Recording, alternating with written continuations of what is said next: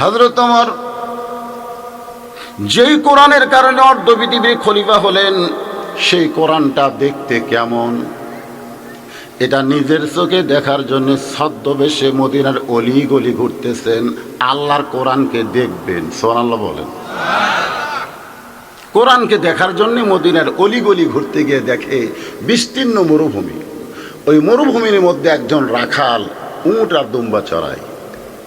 ওমর ফারুক আল্লাহর কোরআন দেখার জন্যে রাখালকে সালাম দিলেন, সুবহানাল্লাহ বলেন।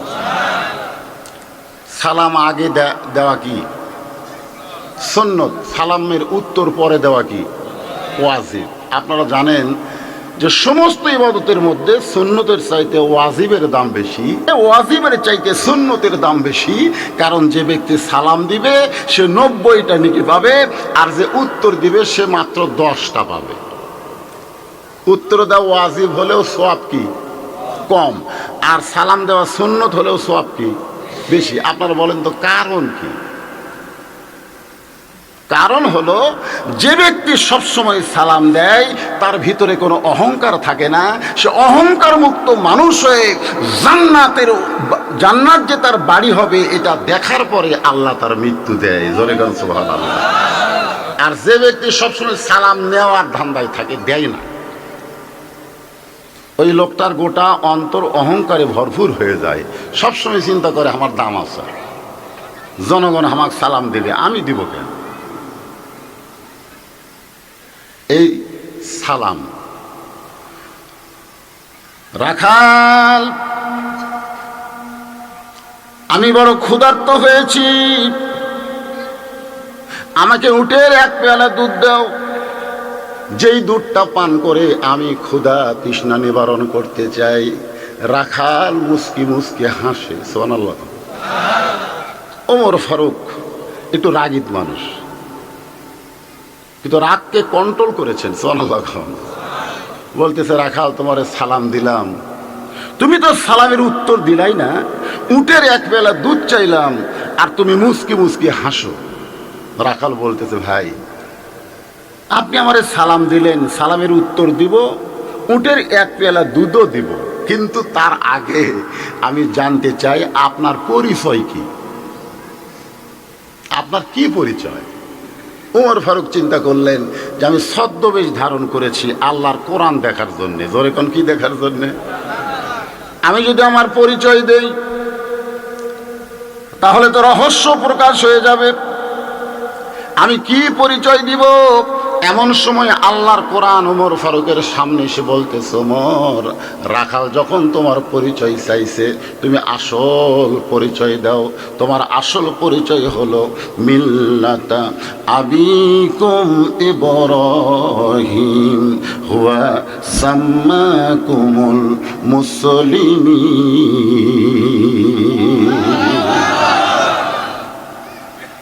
রাখাল, আমার পরিচয় হলো আমি একজন মুসলমান, সুবহানাল্লাহ বলেন। কারণ আল্লাহ কোরআনে বলেছেন তোমাদের জাতির পিতার নাম কি।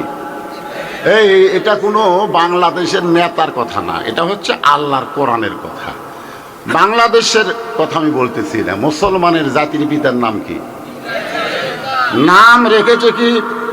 মুসলমান। হুয়া সাম্মাকুমুল মুসলিমিন, তোমাদের নাম হলো মুসলমান।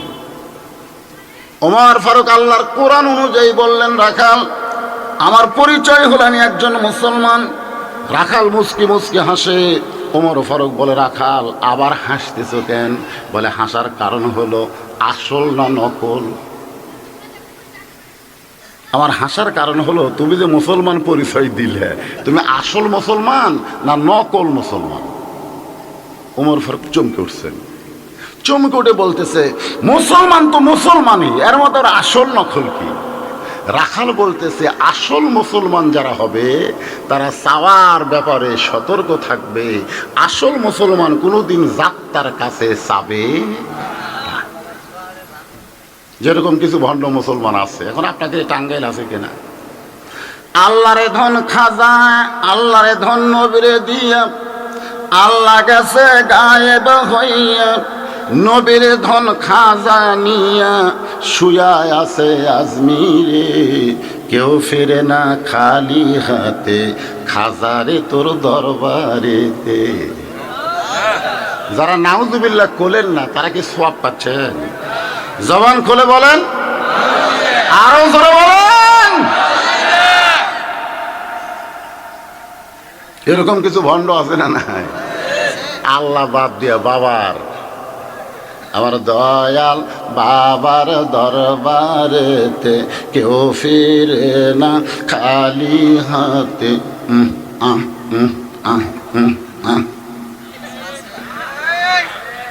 তোর দুই কান্দের দুই ফেরেশতা বলতেছে, আল্লাহ এরা তো জিকিরের নামে ও আ কয়, আমরা তো বুঝবার পারি না লেখমুখী। আসলে কেরামান কাতিবিনা ইয়ালামুনা মা তাফআলুন। আমাদের দুই কান্দে দুইজন সম্মানিত ফেরেশতা আছে না নাই? জোরে করে আছে না নাই? ওরা কি জন্য আছে? লেখার জন্য আছে। তো ও কি লিখবে কোন? তো বোঝাই যাচ্ছে না। আজকে আমাদের বাংলাদেশে এরকম ভণ্ডামি আছে না নাই? জোরে করে আছে না নাই? রাখাল বলতেছে, পথিক তুমি যে মুসলমানের দাবি করতেছো, তুমি আসল না নকল? ওমর ফারুক বলতেছে, মুসলমান তো মুসলমান, আসল নকল আবার কেমনে হলো? রাখাল বলতেছে, আসল মুসলমান যারা হবে তারা চাওয়ার ব্যাপারে সতর্ক থাকবে, একমাত্র আল্লাহ ছাড়া অন্য কারো কাছে তারা চাবে না। ইয়াকা না'বুদু ওয়া ইয়াকা নাস্তাইন। আমরা গোলামি করি কার? তাহলে চাবো কার কাছে? তুমি দুধ চাইলা কার কাছে? মুসলমান দাবি করো আর রাখালের কাছে দুধ চাও। সঙ্গে সঙ্গে ওমর ফারুক রাখালের দিকে জোড়হাত করে বলতেছে, রাখাল ভাই আমার ভুল হয়ে গেছে। সুবহানাল্লাহ কোন? ওমর ফারুক জোড়হাত করে ভুল স্বীকার করতেছে আর চোখে পানি পড়তেছে। আল্লাহ তোমার কোরআনের সমাজ যখন দুনিয়াতে চালু থাকবে, ওমর ফারুক যদি ভুল করে সে ভুলটা পর্যন্ত রাখালো ধরতে পারবে। আজকে আমাদের বাংলাদেশে ভুল ধরা যাবে? ভুল কোন নেতাকে ভুল ধরবে? এক নেতার ভুল ধরে, সেটা হলো মসজিদের ইমাম। যদি আসরের 4 রাকাত নামাজে 3 রাকাতে বসে কোনোদিন হঠাৎ, আপনারা বলেন তো মসজিদের মুসল্লি কি বসে থাকবে?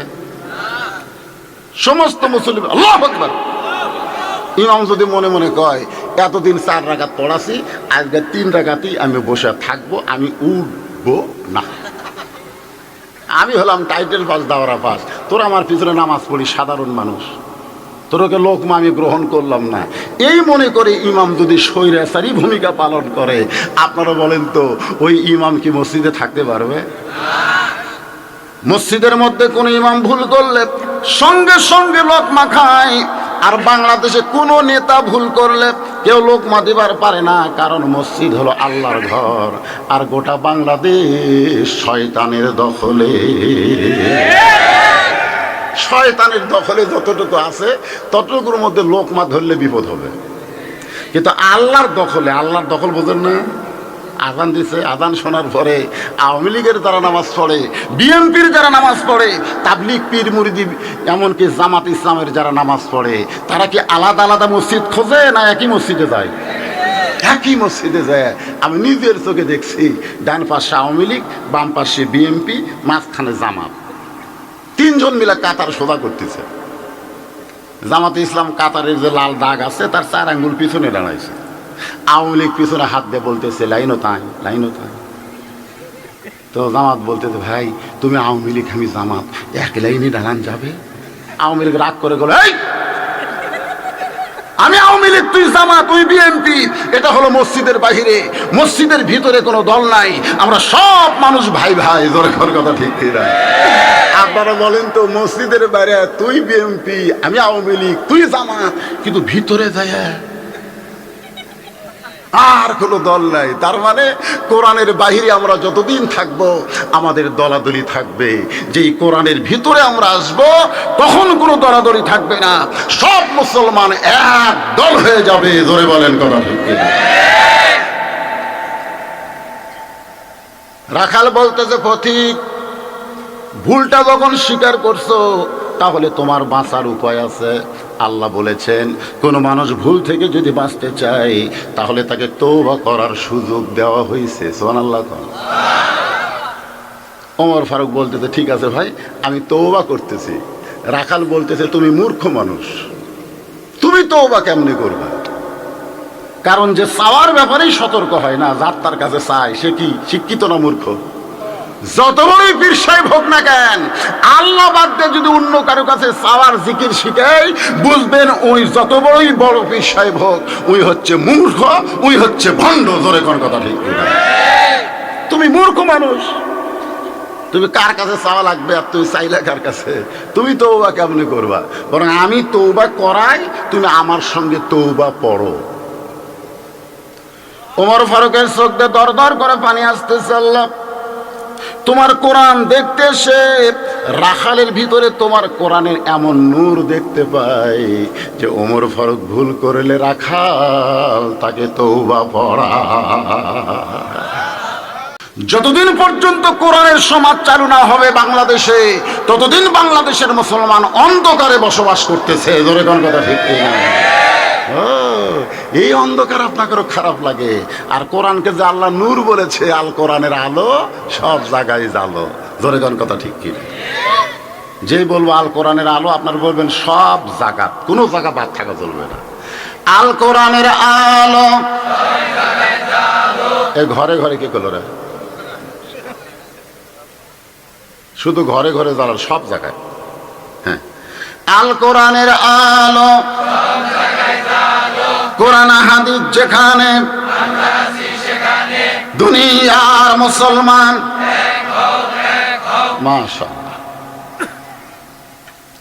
ওমর ফারুক তওবা করার পরে বলতেছে রাখাল ভাই, আল্লাহর হস্তে উটের এক পেলা দুধ দাও, যেই দুধটা পান করে ক্ষুধা তৃষ্ণা নিবারণ করতে চাই। রাখাল মুচকি মুচকি হাসে। ওমর ফারুক বলে আবার হাসো কেন? রাখাল বলতেছে তওবা করার পরে তুমি আবার মুনাফিকি করলে। যেই কইছে মুনাফিক, ওমর ফারুকের চেহারা রক্তের মতন লাল হয়ে গেছে। আল্লাহ রাসূল বলেছেন যে রাস্তা দিয়ে ওমর যায়, ওই রাস্তা দিয়ে শয়তানও 40 দিন যাইতে ভয় করে। জোরে কোন সুবহানাল্লাহ। আর আপনারা বলেন তো কাফের ভালো না মুনাফিক ভালো? কে কথা কন না কেন? দুইটাই খারাপ, কিন্তু খারাপের মধ্যে মুনাফিকের চাইতে কাফের হলো কম খারাপ। এজন্যে আল্লাহ কাফেরকে জাহান্নামের উপরে রাখবে, আর মুনাফিকদেরকে জাহান্নামের সব চাইতে নিচে ঢুকাইয়া দিবে। এখন সাহাবীরা বললেন ইয়া রাসূলুল্লাহ, জাহান্নামের তলদেশে যারা থাকবে মুনাফিক, এরা কোন দল থেকে বের হবে? আল্লাহ রাসূল বললেন ইহুদির মধ্যে কোনো মুনাফিক নাই, কাফিরের মধ্যে কোনো মুনাফিক নাই, হিন্দুদের মধ্যে কোনো মুনাফিক নাই। মুনাফিকের আবাদ হবে মুসলমানের ভিতরে। তাহলে মুনাফিক কার ভিতরে আছে? মুসলমানের ভিতরে। ধরে কোন কার ভিতরে? এখন বাংলাদেশে মুনাফিকের সংখ্যা বেশি না মুসলমানের সংখ্যা বেশি? এটা এখন বুঝবেন না, কিন্তু পরে যখন আমি যে কোরআন দেখাচ্ছি আপনারা নিজেই বুঝবেন সংখ্যা বেশি কার। আজকে যারা কোরআনের মাহফিল আইছে আমরা তওবা করতেছি, রাখাল মুসকে মুসকে হাসের বলে পথিক তওবা করার পরে তুমি আবার মুনাফিকি করলে। ওমর ফারুক বলেন রাখাল আমার মধ্যে মুনাফিকের কি দেখলে? রাখাল বলতেছে লিমা তাকুলু মা লা তাফআলু। সুবহানাল্লাহ। রাখাল হযরত ওমরকে কোরআন শোনাচ্ছে, লিমা তাকুলু মা লা তাফআলুন, তোমার মুখের কথার সাথে তোমার কর্মে তোমার অন্তরের মিল নাই। ওমর ফারুক বললেন কেমনে? বলে তুমি সত্যি করে বলো তো আমি কি উটের মালিক? সত্যি করে বলো, যদি আমি উটের মালিক হতাম তুমি আমাকে রাখাল বলতে না। আর যখনই তুমি আমাকে রাখাল বলেছ তোমার মন বলতেছে আমি উটের মালিক না। তো মালিক বাদ দিয়ে রাখালের কাছে আল্লাহ রাস্তে চাইলেও রাখাল দিবার পারবে। আমার জীবনে বাস্তব, পাবনার বাইকোলা মাহফিল করে কেবল নামছি, ইতিমধ্যে এক লোক দৌড়ে এসে হাতের মধ্যে 100 টাকা দিয়ে কয় হুজুর দোয়া করেন। টাকা খুব চকচকা টাকা। আমি পকেটে রাইকে বললাম, বাবা কি দোয়া? বলে, হুজুর আমার বইয়ের পেটে বাচ্চা চাইছে, আল্লাহ যেন একটা পুত্র দেন। সঙ্গে সঙ্গে পকেট থেকে আমি আরো 100 টাকা বের করে 200 যোগ করে ওর দিয়ে দিলেন। ওই বলে, হুজুর আমি তোর টাকা চাইনি, দোয়া চাইছি। আমি বললাম, তোর কানটা আমার মুখের কাছে দে। আর কানটা যখন আমার মুখের কাছে, তখন ফিস ফিস করে বললাম, তুইও যা আমিও যাই। কারণ আমি নিজেই পরপর 3টা মেয়ের বাপ। এখন পর্যন্ত আল্লাহ আমাকে ছেলে সন্তান দেয় নাই। যতবার আমার বইয়ের পেটে বাচ্চা চাইছে, প্রত্যেকবার আমি দোয়া করছি, আল্লাহ আমাকে একটা পুত্র দিও। তা আমার দোয়া দিয়ে আমার বইয়েরটা যদি পুত্র না হয়, তোর বইয়েরটা হবে? তখন কয়, হুজুর তাহলে আপনার টাকা আপনি নেন, আমারটা আমাকে দেন। এই বলে লোকটা টাকা নিয়ে যখন চলে যায়, আমি বললাম, কোথায় যাচ্ছ? বলে, ওই হুজুরের কাছে যাব, যে হুজুরের পুত্র সন্তান আছে। আমি হাতটা ধরে বললাম, কোনো হুজুরের কাছে না, কোনো বাবার কাছে না, কোনো পীরের কাছে না। মুসলমান যদি চাইতে চায়, কেবলমাত্র আল্লাহর কাছে চাইতে হবে। পথিক রাখাল উমরকে বলতেছে, পথিক সত্যই যদি তুমি উটের 1 পেয়ালা দুধ চাও, তাহলে এখান থেকে 10 মাইল দূরে মালিকের বাড়ি। ওই মালিকের বাড়ির দরজায় গিয়া বলো, মালিক তোমার রাখাল উট আর দুম্বা চড়াই। তুমি মালিক যদি হুকুম দাও, তাহলে রাখাল আল্লাহর হস্তে উটের 1 পেয়ালা দুধ দিবে। ওমর ফারুক বলে, রাখাল ভাই, অত দূর মালিকের বাড়ি যাওয়ার দরকার আমার নাই, বরং তোমাকে আমি 2টা টাকা দিলাম, এই 2টা টাকার বিনিময়ে তুমি উটের 1 পেয়ালা দুধ দাও। রাখাল চিল্লায় বলে, পথিক তুমি হযরত উমরকে চিনো? সুবহানাল্লাহ। রাখাল হযরত উমরকে বলতে, তো পথিক তুমি হযরত উমরকে চিনো? যদি উমরকে চিনতা, তাহলে এরকম বেসাইদা কথা বলতা না। উমরের গুপ্ত বাহিনী যদি দূর থেকে দেখতে পাই, তুমি আমাকে 2 টাকা ঘুষ দিছ, আর আমি মালিক হয়ে হুকুম ছাড়া তোমাকে উটের 1 পেয়ালা দুধ দিছি, তাহলে তোমাকেও ধরবে, আমাকেও ধরবে। এই বয়সে কি তুমি ধরা পড়বার চাও? ওমর ফারুক বলে, রাখাল ভাই, ধরা পড়ার যখন এতই ভয়, তাহলে চলো পাহাড়ের গুহার মধ্যে যাই। ওই গুহার মধ্যে গিয়া তোমাকে গোপনে 2টা টাকা দিব, আর তুমি গোপনে উটের 1 পেয়ালা দুধ দিবে। তাহলে উমরের গুপ্ত বাহিনীও ধরতে পারবে না, তোমার মালিকেও জানতে পারবে না। সঙ্গে সঙ্গে রাখাল বলে, ভণ্ড তুমি, ভণ্ড তুমি, ভণ্ড। উমর চিল্লায় বলে, আমার মধ্যে ভণ্ডামির কি দেখলে? রাখাল বলে, পথিক ওই গুহার মধ্যে গিয়ে দেওয়া নেওয়া করলে উমরের গুপ্ত বাহিনী দেখতে পাবে না, আমার মালিক জানতে পারবে না, কিন্তু রাখালের আল্লাহ সব দেখতে পায়। লিল্লাহে তাকবীর। ওমর ফারুক এক দৌড়ে পাহাড়ের পাদদেশে গিয়ে যায় নামাজ বিছে 2 রাকাত সালাতুল হাজত নামাজ পড়ে বলতেছে, আল্লাহ তোমার কোরআন এত সুন্দর, তোমার কোরআন এত সুন্দর, আমি বাস্তব জীবনে রাখাল দেখি নাই, রাখালের ভিতরে তোমার পড়া কোরআন আমি দেখতে পাই। জোরে কোন সুবহানাল্লাহ। তোমার কোরআন এত সুন্দর, তোমার কোরআন এত সুন্দর বলে ওমর ফারুক যখন কাঁদতেছে কার কাছে? এমন সময় রাখাল বলে, পথিক যতই কান্দো, উটের দুধ আমি তোমাকে দিবার পারবো না। ওমর ফারুক বলে, রাখাল ভাই, উটের দুধের কোনো দরকার আমার নেই, আমার দরকার হলো তুমি যে না দেখা আল্লাহকে বিশ্বাস করে, খুব খেয়াল করবেন, থাকার লাগবে না বাবা, তুমি যে না দেখা আল্লাহকে বিশ্বাস করে, তুমি যেখানেই যে কাজ করো আল্লাহ দেখতেছে, এই বিশ্বাস করি যাইবে। তুমি যে আল্লাহর কোরআন মোতাবেক আমল করতেছো, জীবন গড়াইছো, এর বিনিময়ে তোমার চাহিদা কি? কারণ তোমার তো ভালো কোনো চাকরি নাই, ভালো কোনো বাড়ি নাই, ভালো কোনো খাওয়াও নাই। তুমি এই যে রাখালগিরি করো, তুমি কি পাচ্ছ দুনিয়াতে? এরপরেও তুমি আল্লাহর কোরআন অনুযায়ী চলতেছো, এর বিনিময়ে তোমার চাহিদা কি? সঙ্গে সঙ্গে রাখাল বললেন, রব্বানা, পড়েন, রব্বানা আতিনা ফিদ দুনিয়া হাসানাতাও ওয়া ফিল আখিরাতি হাসানা ওয়া কিনা আযাবান্নার। আপনারা মোনাজাতে বলেন না, রব্বানা আতিনা ফিদ দুনিয়া কি হাসানা কন না হাসিনা কন? আওয়ামী লীগের এক ক্যাডার ইমাম সাহেবকে বলছে, আমাদের প্রধানমন্ত্রী নিয়ে দোয়া না করলে তোর ইমামতি শেষ। ওই চাকরি বেচানার ঠেলায় আরবিতে রব্বানা আতিনা ফিদ দুনিয়া হাসিনা অফিল আখিরাতি হাসিনা ওয়াকিনা আযাবান্নার। পরে তুমি তো আরবি বোঝে না, কে রে এই আমাকে প্রধানমন্ত্রীর নামে দোয়া করতে কইলাম, তুই করছিস? করলাম তো, হাসিনা কইলাম না। ও রে, আমাকে প্রধানমন্ত্রীর নাম কোরআন শরীফের মধ্যেও আছে। খালি জবরের জায়গা জের দিলি হাসানার জায়গা, যেখানে হাসানা জবর সেখানে নিচে জের মারলি হাসিনা। জোরে কোন কথা ঠিক কিনা? মুজাক্কার আর মুন্নাস। এক বিএমপি নেতা বলতেছে, খালি আওয়ামী লীগের প্রধানমন্ত্রী কোরআনে আছে, হামাকের এটা নাই। সঙ্গে সঙ্গে ইমাম বলতেছে, সালামুন আলাইকুম তিবতুম ফাদখুলুহা খালিদা। খালেদিনের জায়গা খালেদা কসে। যাকরে সবগুলাই না কোরআন শরীফ আছে। কি দোয়া করেন না আপনারা? কোন দোয়া করেন না? তার অর্থ কি? ওমর ফারুক বললেন, রাখাল আমি তোমার কাছে জানতে চাইলাম তোমার চাহিদা কি? তুমি চাহিদা না বলে কোরআনের আয়াত বললা। রাখাল বলে, তুমি এত মূর্খ কেন হয়েছো?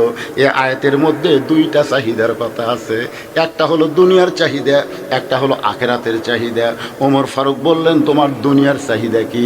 রাখাল বলতেছে, আমার দুনিয়ার চাহিদা হলো হযরত ওমরকে এক নজর দেখতে পাওয়া।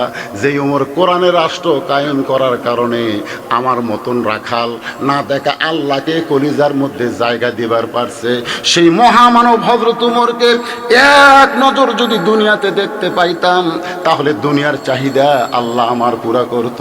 আমার 2 নম্বর চাহিদা হলো, আমি রাখাল যখন মরে যাব, মরার সঙ্গে সঙ্গে আল্লাহ যেন জান্নাত দেয়। আমার চাহিদা হলো দুইটা, একটা হলো দুনিয়ার সৌন্দর্য, ওমর ফারুক। কারণ নেতা যদি ভালো হয়, সামনে নির্বাচন আসতেছে, চেয়ারম্যান যদি ভালো হয়, ইউনিয়ন ভালো হবে। জোরে কোন কথা ঠিক কিনা? এই জন্যই বলতেছে মহামানব ওমরকে যদি খালি একটা নজর দেখতে পাইতাম, ভাই আমার দুনিয়ার আর কোনো চাহিদা নাই। আর 2 নম্বর চাহিদা হলো, আমি মরে গেলে আল্লাহ যেন জান্নাত দেন। সঙ্গে সঙ্গে হযরত ওমর রাখালের হাতটা এভাবে খপ করে ধরি একটা চুমা খাইছে। রাখাল বলতেছে, কি পাগল, আমার ঘামা হাতে চুমা দিলে কেন? ওমর ফারুক বলতেছে, তোমার 2 নম্বর চাহিদা আল্লাহ পুরা করছে। পুরা করবে না, পুরা করবে হলো ভবিষ্যৎ, আর পুরা করছে মানে কি হয়ে গেছে। তোমার 2 নম্বর চাহিদা, মরার সঙ্গে সঙ্গে তুমি যে জান্নাত পাবে, এ ব্যাপারে কোনো সন্দেহ। তোমার 2 নম্বর চাহিদা আল্লাহ পুরা করেছে। আল্লাহ বলেছেন, আল্লাহ তাখাফু ওয়ালা তাহজানু ওয়া আবশিরু বিল জান্নাতিল্লাতী কুনতুম তুআদুন। রাখাল মুস্কি মুস্কি হাসে। ওমর ফারুক বলে, হাসো কেন? বলে, হাসার কারণ হলো বাকিটা তুমি বলতে পারলে। মরে গেলে জান্নাত পাবো এই কথা তুমি বলতে পারলা, এটা হলো বাকি কথা। ধরে কোন এটা কি কথা? টাকা দিল 10, বেহেশত ফসা ফস, টাকা দিল 20, বেহেশত দিয়া দিস। এরকম বক্তারা ওয়াজ করে না? আপনারা বলেন তো, এগুলা কি নগদ না বাকি? আমি মরে গেলে জান্নাত পাবো, এই বাকি কথা তুমি সহজে বললে, কিন্তু নগদ হযরত ওমরকে এক নজর দেখতে পাবো, এই কথা বলতে তোমার কোন জায়গাত বাজে? নগদ নগদ বোঝেন না? নগদ হযরত ওমরকে দেখতে পাবো কেমনে, সেই কথাটা বলো। হযরত ওমরের চোখ দিয়ে দর দর করে পানি পড়তেছে।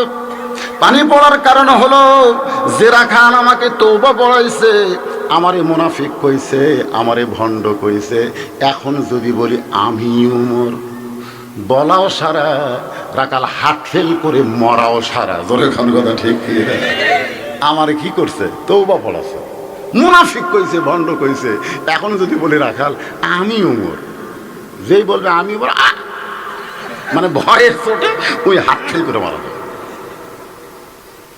ওমর ফারুক চিন্তায় পড়ে গেলেন, যে আমি যে ওমর এটা রাখালকে কেমনে বলবো।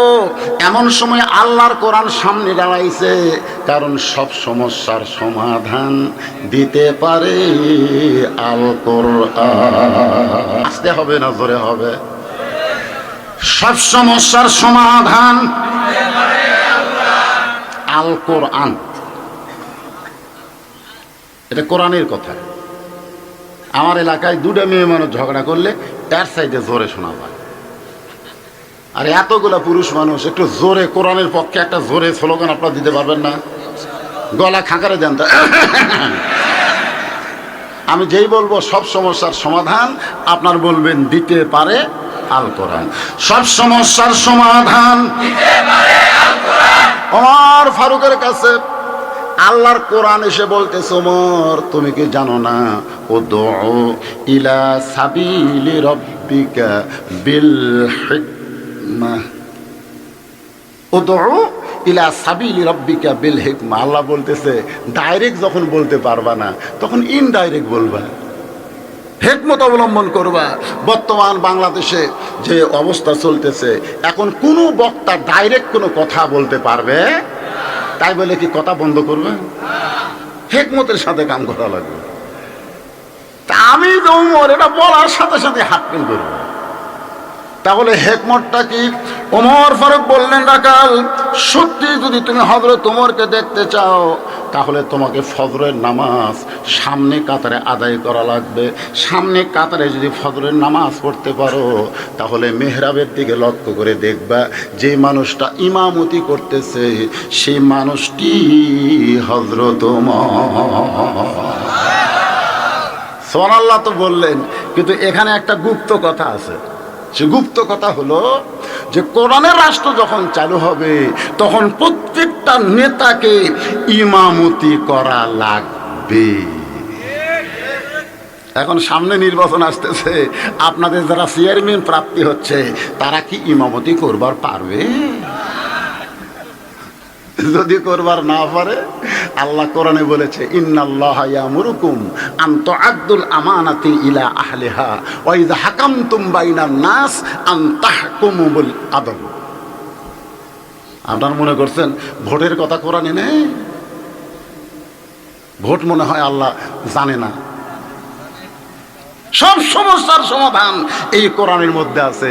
ভোটের কথা আছে, ভোট কাকে দেওয়া লাগবে সেই কথাও আল্লাহ কোরআনে বলে দিয়েছে। সুবহানাল্লাহ।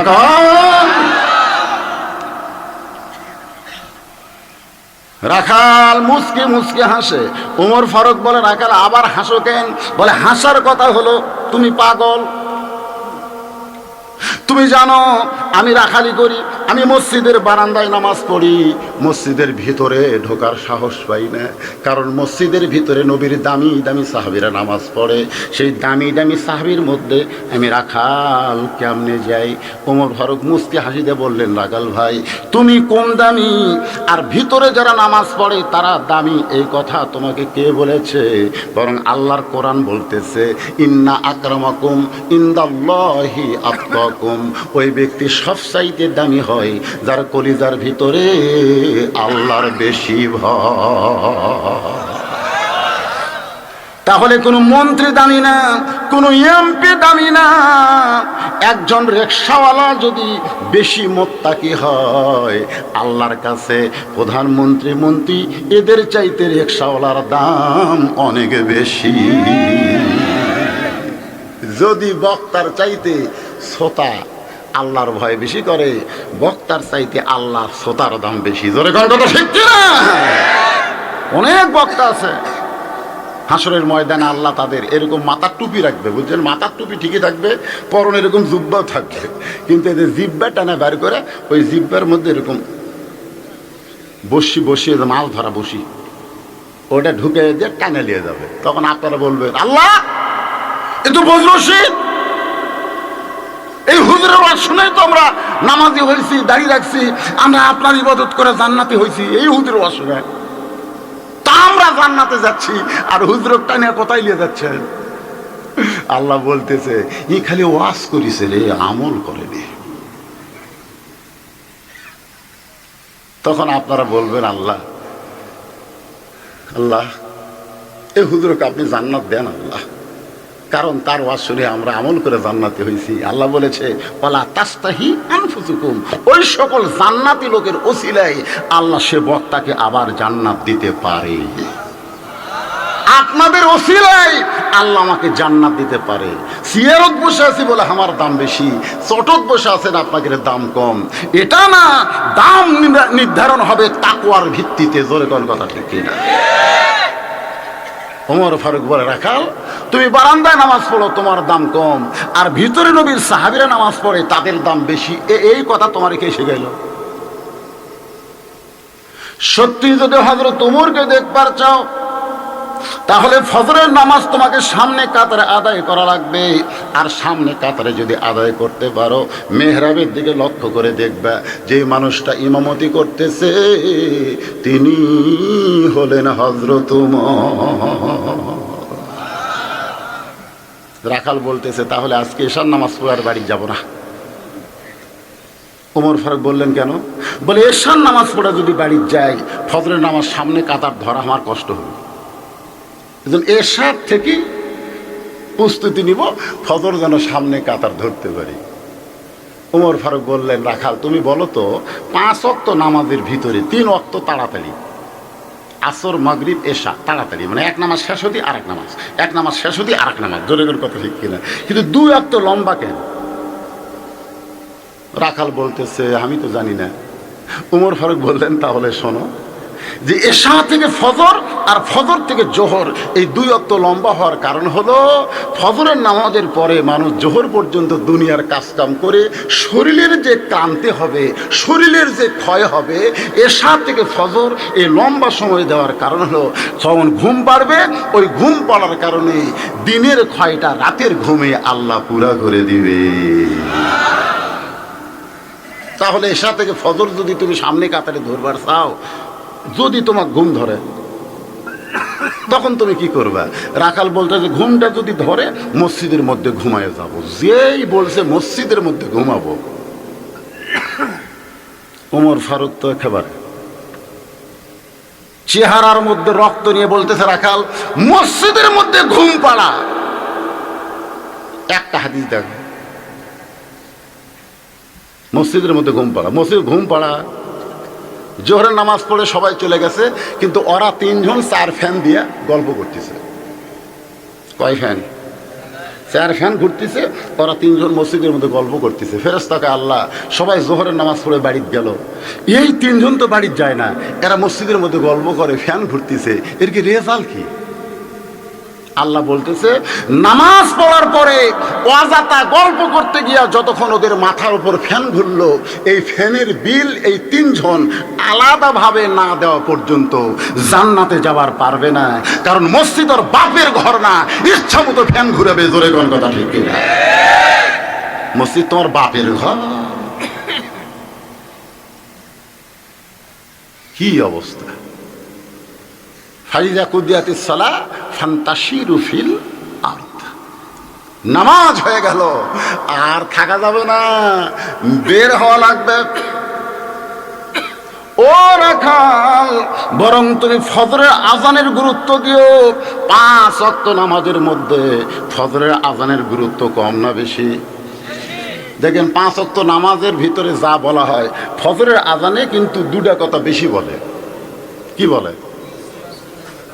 আমার এলাকার এক মুয়াজ্জিন, বহুদিন হলেও আমি শিখাচ্ছি, তারপরেও বলে আসসালাতু খায়রুম মিনান নাওম, আসসালাতু খায়রুম মিনান নাওম। তাই আমি একদিন মুয়াজ্জিনকে বললাম, তুমি কতদিন থেকে আওয়ামী লীগ করো? কয় হুজুর আমি আওয়ামী লীগ করি। আপনি কেমনে বুঝলেন? তুই নাও নাও করিস কে? নাও মানে নৌকা, আসসালাতু খায়রুম মিনান নাওম। তখন কয় হুজুর নাও মানে নৌকা ঠিকই আছে, কিন্তু আমি কি করি? তুই তো তাই কর। আসসালাতু খায়রুম মিনান নাওম এই কথা বহুবার শিখাইছি, কিন্তু বুড়া হওয়ার কারণে স্লিপ কাটে খালি নাও বার হয়ে গেল।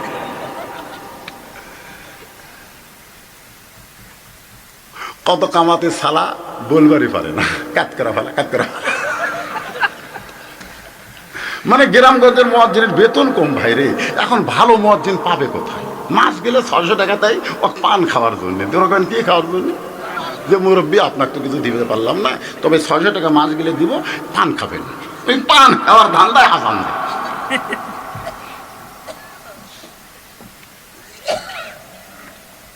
আল্লাহর বান্দার একটু মনোযোগ দিবেন। ওমর ফারুক বললেন, আল্লাহর নবী বলেছেন আজান দেওয়ার প্রথম 3 মিনিটের মধ্যে যারা মসজিদে ঢুকবে আল্লাহ তাদের খুশি হয়ে একটা উট কুরবানির সওয়াব দিবে। আজান দেওয়ার 5 মিনিটের মধ্যে যারা মসজিদে ঢুকবে তাদেরকে একটা গরু কুরবানির সওয়াব দেওয়া হবে। আজান দেওয়ার 10 মিনিটের মধ্যে যারা মসজিদে ঢুকবে তাদেরকে একটা ছাগল কুরবানির সওয়াব দেওয়া হবে। মুয়াজ্জিন যখন আকামত দিবে তেমন সময় যারা মসজিদে ঢুকবে তারাও সওয়াব থেকে বঞ্চিত হবে না। একটা মুরগির ডিম অথবা মুরগি দান করার সওয়াব আল্লাহ দিয়া দিবে। কিন্তু আজান দেওয়ার আগে ইল্লা মুয়াজ্জিন, শুধু মুয়াজ্জিন ছাড়া কোনো মুসল্লি যদি মসজিদের মধ্যে ঢোকে তার নামাজ হবে কিন্তু একটা সওয়াব হবে না। উল্টা বোঝেন না, মানে মসজিদে ঢোকার যে সওয়াব সেই সওয়াব থেকে সে বঞ্চিত হবে। মসজিদে ঢুকতে হবে আজান দেওয়ার পরে। এই কথা শোনেন, কোনো মুসল্লি মসজিদে ঢুকতে হবে আজান দেওয়ার পরে, ইল্লা মুয়াজ্জিন, শুধু মুয়াজ্জিন ছাড়া। আপনারা কখন ঢোকেন? আজানের আগে না পরে? অনেকে মনে করে মসজিদে বসে থাকলে সওয়াব আছে। আমি তাদেরকে বলবো একটু আজানের গুরুত্ব দিবেন। এতদিন রাখাল নামাজ পড়েছে মসজিদের বারান্দায়, কিন্তু আজকে নামাজ পড়বে সামনে কাতারে, তাহলে ফজরের আজানের গুরুত্ব আজকে কম না বেশি? যেই মাত্র মুয়াজ্জিন আজান দেওয়া শুরু করেছে সঙ্গে সঙ্গে রাখাল দৌড়ানো শুরু করেছে। রাখাল জোরে জোরে সিনার টান করে মসজিদের দিকে আসতেছে। আজকে সামনে কাতারে নামাজ ধরতে হবে ওমর ফারুককে দেখার জন্যে। মসজিদের বারান্দায় এসে রাখাল বলতেছে, ও বারান্দা, মন খারাপ করিস না, খালি একটা দিন, শুধু আজকের দিনটা আমি বারান্দায় নামাজ পড়বো না, আমি ভিতরে ঢুকতে চাই। সুবহানাল্লাহ বলেন। আজকের দিনে আমি বাইরে নামাজ পড়বো না, আমি ভিতরে ঢুকতে চাই। আপনারা বলেন তো ভিতরে ঢোকার নিয়ম আছে না নাই? রাখাল ভিতরে ঢুকবে, ডান পায়ে ঢুকতে হবে। শোনেন আল্লাহর বান্দারা, মসজিদের ভিতরে যখন ঢুকবেন তখন আপনার ইচ্ছা মতো ঢুকলে হবে না, আল্লাহর হুকুম মোতাবেক ঢুকতে হবে। আল্লাহর হুকুমে ঢুকতে গেলে কোন পা? আরো জোরে। শুধু ডান পা দিয়ে ঢুকলে হবে না, জবান খুলে একটা দোয়াও পড়া লাগবে। আপনারা কি দোয়াটা জানেন? আমার এলাকার এক লোক এই করোনার মধ্যে মুকুট মাস্ক দিয়ে একটা লাখ মুখ ঢাকে মসজিদ দরজার যা বলতেছে, আল্লাহুম্মা ফতাহলি আবওয়াবা রহমাতিক। আমি বললাম, ভাইজান আপনি এই যে মাস্ক দিয়ে দোয়া পড়তেছেন, যে দোয়াটা পড়লেন তার অর্থ কি?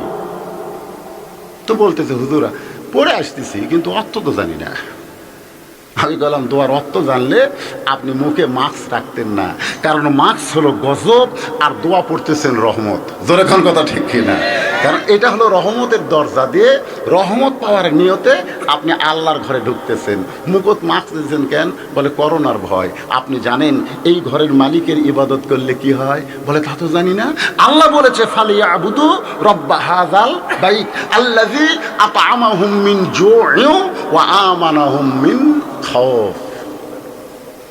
এই ঘরের মালিকের যারা নামাজ পড়বে সাথে সাথে আল্লাহ তাদের দুটো পুরস্কার দেবে। 1 নম্বর পুরস্কার হলো তাদের রিজিকের কোনো পেরেশানি থাকবে না, আর 2 নম্বর পুরস্কার হলো যাবতীয় ভয় থেকে আল্লাহ তাদেরকে নিরাপত্তা দিয়ে দিবে। জোরে বলেন কথা ঠিক কিনা? বর্তমান সরকার করোনা হওয়ার সময় নামাজের সংখ্যা কমে দিলেন। আমার এলাকার এক চৌকিদার প্রথম যখন করোনা আসলো তখন মাইকিং করতেছে চৌকিদার, 5 ওয়াক্তে 5 জন, জুমার নামাজে 10 জন, তারাবির নামাজে 12 জন। এর বেশি মসজিদের মধ্যে ঢুকলে মসজিদ কমিটিকে আইনের আওতায় আনা হবে। মসজিদ কমিটি একেবারে ভয়ে থরথর করে বলতেছে, বা অনেক লোক নামাজ পড়ে আসে, জোর হাতরে 5 জন হয়ে গেছে, 5 জন হয়ে গেছে বাবা, আর ঢুকিস না। আর যারা ঢুকিছে তাদেরকে বলতেছে 1.5 ফুট পর একেবারে 1.5 ফুট মাপিয়া দিচ্ছে, এখানে এখানে। শয়তান কয়, আল্লাহ আমার এত জায়গা, সারা জীবন বলবে শুধু ওয়াজ করলো, 3 জায়গা ফাঁক রাখা যাবে না। একটা হলো নামাজ, একটা হলো স্বামী স্ত্রী ঘুমাতে গিয়া, আর একটা কোরআনের মাহফিলে। এই 3 জায়গা ফাঁক রাখা যাবে না। আর বর্তমান করোনা আসে ফাঁক হয়ে গেছে। আমি শয়তান কয় ফাঁকের মধ্যে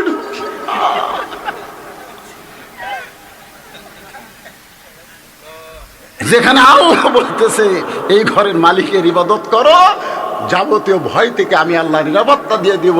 বর্তমান প্রধানমন্ত্রী ঘোষণা করা দরকার ছিল, করোনা যতদিন থাকবে প্রত্যেকটা যুবককে, প্রত্যেকটা মুরব্বীকে 5 ওয়াক্ত নামাজ সাফাসাফি করে কাতার সোজা করে মসজিদে আদায় করা লাগবে। জোরে কোন কথা ঠিক কিনা? করোনার বাপ বলে যেত, ওটি ঢোকা যাবি না রে।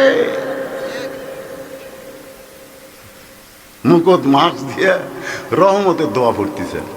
আমি বললাম, ভাই একটা মেয়ে মানুষ মোবাইল করলে কয় ঘর থেকে যখন বাইরে যাবেন তখন মাস্ক পরবেন। কয় হয় হুজুর, তাই কয়। তো ঘর থেকে বাইরে গেলে মাস্ক পরবার কয়, ঘরত্ব করবার কয় না। কয় না, ঘরে মাস্ক পরা লাগবে না। তা আপনার কাছে আপনার ঘর দামি না আল্লাহর ঘর দামি? তখন বলতে তো হুজুর পৃথিবীর মধ্যে শ্রেষ্ঠ ঘর হলো মসজিদ। তাহলে সেই ঘর মাস্ক। হুজুর এরকম তো কেউ বুঝে দেয়নি। আমি বুঝানোর পরে আমার গোটা কাহালু উপজেলার কোনো মসজিদে একটা চেয়ারও নেই। আমি বুঝে দিছি সব ইমামটাকে, যদি কোনো মসজিদে যদি চেয়ারে মুসল্লি জামাতে নামাজে অংশগ্রহণ করে, ওই ইমামকে বান্ধে আল্লাহ জাহান্নামত দিবে। এখন তোমরা জাহান্নামত যাবা না মসজিদ থেকে চেয়ার বের করবা, সেটা তোমাদের ব্যাপার। ইমামেরা চেয়ার দেখলি আগে লাত্তি মেরা চেয়ার ভাঙ্গে, আগে ভাঙ্গে। একটা চেয়ার গোটা উপজেলাত নাই। সারা জীবন চললো, এই বছর 10 হলে চেয়ার আমদানি আছে। কিছুদিন পরে দেখা যাবে সব মুসল্লি সারাদিন হেঁটে হেঁটে বেড়ায়, হেঁটে হেঁটে বাজার করে, আর মসজিদের মধ্যে শরীর বল পাই না বাবা। ইয়ার কি মারো আল্লাহর সাথে?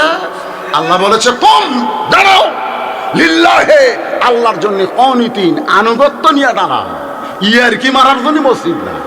কাতার সোজা করা লাগবে, পায়ের গোড়ালির সাথে গোড়ালি লাগে। তুমি সিয়ারত বলছে তোমার পাঙ্কুটি রাই, আর কাতার সোজা না হলে জামাতে নামাজ হবে। যৌবনকাল শয়তানক দিয়ে ওই বুড়া কালে গেছে আল্লাহ ধরুয়ার। যখন আর মাথা ঠিক আছিল, যখন শরীরে শক্তি আছিল, তখন নামাজ পড়েনি। যখন নামাজ ধরছে তখন আর রুকু সেজদা করবার পারে না, ওই সিয়ার লেগেছে। যৌবন বয়সে সরকারি চাকরি করো, বুড়া বয়সে তোমাকে চাকরি করা লাগবে না। সরকার বসা থেকে তোমাকে পেনশন দিবি। জোরে কোন কথা ঠিক কিনা? যৌবন বয়সে নামাজ ধরো, বুড়া বয়সে যদি ঠিক মতো নামাজ পড়বার নাও পারো, তুমি বাড়িতে পড়ো আর শুয়ে থাকো, চা করো, আল্লাহ ওই যৌবনের সওয়াব বুড়া বয়সে তোমাকে পেনশন দিয়ে দিবি। জোরে কোন সুবহান। এই জন্য আল্লাহ রাসূল বলেছেন, হাসরের ময়দানে আল্লাহ প্রত্যেকটা বান্দাকে বলবে, তুমি শৈশবকালে বুড়াকালে কি করছো তার কোনো হিসাব দেওয়া লাগবে না, খালি যৌবনকালের হিসাব দাও, জান্নাতে যাও। সুবহানাল্লাহ, আসতে করেন কেন? সারা জীবন শয়তানি করে বুড়ে বয়সে আল্লাহ ধরছে, যখন আর পারে না। কি আপনাকে এলাকার চেয়ার আছে নাকি? যদি ইমাম সাহেব দায়িত্ব না নেয়, মসজিদ কমিটিকে নেওয়া লাগবে। যদি মসজিদ কমিটি মসজিদ থেকে চেয়ার বার করবার না পারে, ওই কমিটিকে আল্লাহকে বানবে। আপনি যদি অসুস্থ হন, আপনি বাড়িতে চেয়ারে নামাজ পড়বেন, সমস্যা নাই, কিন্তু মসজিদের মধ্যে কোনো চেয়ার চলবে না। জোরে কোন চলবে? বাংলাদেশের কোনো আলেম এই ফতোয়া দিবে না যে মসজিদের মধ্যে চেয়ার চলবে। একজন একটু ঢিলা মশলা দিছে, আহমদ সাহেব। যদি কেউ এরকম সিয়ারত নামাজ পড়বাই চায় তাহলে একেবারে শেষ কাতারে। দরকার কোন কাতার? শেষ কাতারে, এই 1 2 3 কাতারের মধ্যে না, শেষ কাতারে। আল্লাহ রাসূল বলেছেন যখন মহিলারা মসজিদে নামাজ পড়তো তখন আগে থাকতো মুরব্বীরা, তারপরে যুবকেরা, তারপরে ছোট বাচ্চারা, তারপরে হিজড়ারা, তারপরে মেয়েরা। তো এখন বর্তমানে মসজিদে যারা চেয়ারে নামাজ পড়বে তারপর হিজড়ার দায়িত্ব পালন করা লাগবে। কথা কর না,